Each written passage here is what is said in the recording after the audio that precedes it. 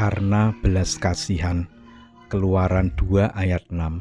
Ketika dibukanya, dilihatnya bayi itu, dan tampaklah anak itu menangis, sehingga belas kasihanlah ia kepadanya dan berkata, tentulah ini bayi orang Ibrani. Jemaat terkasih, Joko Suranto, 54 tahun, Kresi Ridge asal Kabupaten Grobogan, Jawa Tengah, berkunjung ke rumah mendiang Asmuri, 69 tahun, di Desa Kedung Rejo, Kecamatan Purwodadi, Grobogan pada hari Jumat 21 April 2023 siang.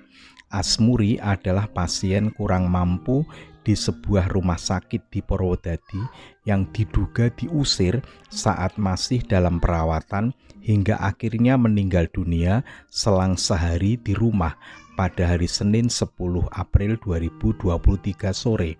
Joko datang bersama keluarga dan kerabatnya menumpang mobil untuk meluangkan waktu sejenak berbincang dengan istri dan anak-anak Asmuri.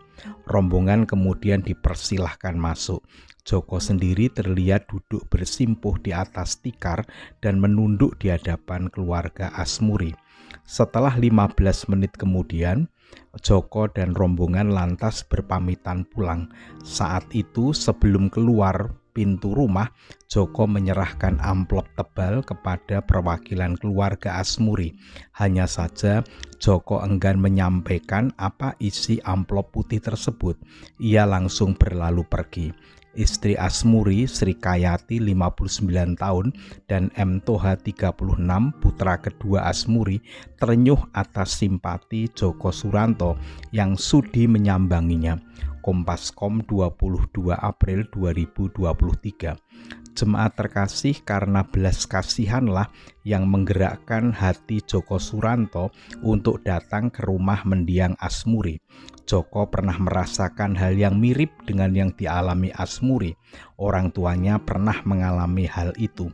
Joko bisa merasakan betapa kecewanya ketika mengalami seperti Asmuri. Atas dasar belas kasihan dan pernah mengalami itu, Joko datang ke keluarga Asmari berbela rasa memberikan bantuan. Jemaat terkasih, belas kasihan adalah perasaan sedih yang menjadikan kita tidak nyaman. Rasa sedih itu seperti bergejolak hendak mewujud dalam tindakan. Berbelas kasihan melihat penderitaan orang lain mendorong kita untuk melakukan pertolongan, meringankan, bahkan menghapuskan penderitaan orang lain. Dengan belas kasihan kita menolong dan peduli kepada sesama dengan jujur tanpa pamrih. Tujuannya hanya satu, mengurangi atau menghilangkan penderitaan orang lain. Ketika kita bisa melakukan hal itu, maka keresahan hati kita menurun, bahkan menghilang setelah bisa menolong. Jemaat terkasih, bayi Musa yang ada di sungai Nil kemudian diangkat oleh putri kerajaan. Itu dilakukan karena ada rasa belas kasihan ketika melihat bayi di sungai itu menangis. Putri kerajaan itu iba terhadap bayi itu karena bayi hanyut di sungai Nil dan menangis.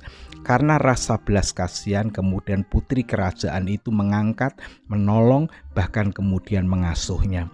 Tuhan telah menggunakan rasa belas kasihan sang putri untuk menyelamatkan Musa.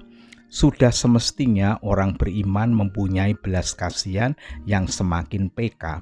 Rasa belas kasihan itu pemberian Tuhan yang istimewa.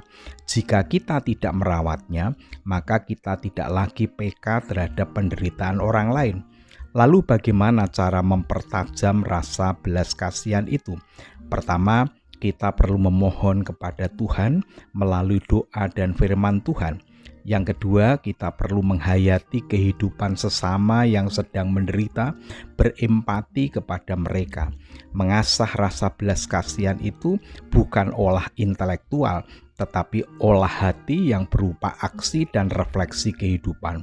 Dengan belas kasihan, kita dapat menolong orang lain dengan tulus hanya untuk menolong sesama.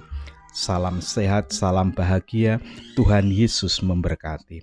Mari kita berdoa.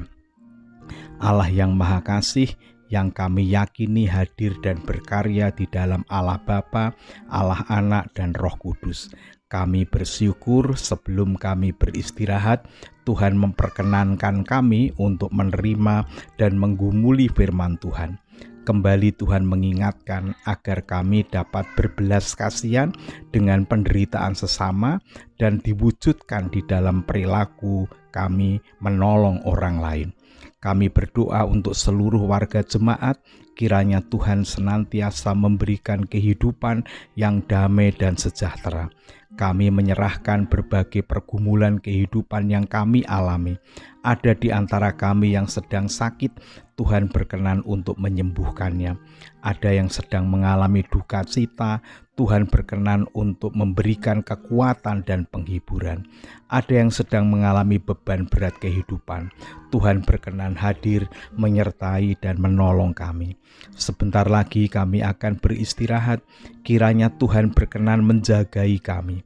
Jika esok hari Tuhan masih memberikan kesempatan kepada kami untuk melanjutkan kehidupan ini, kiranya Tuhan berkenan memberikan kekuatan kepada kami, sehingga kami dapat menjalani kehidupan ini dengan bermakna.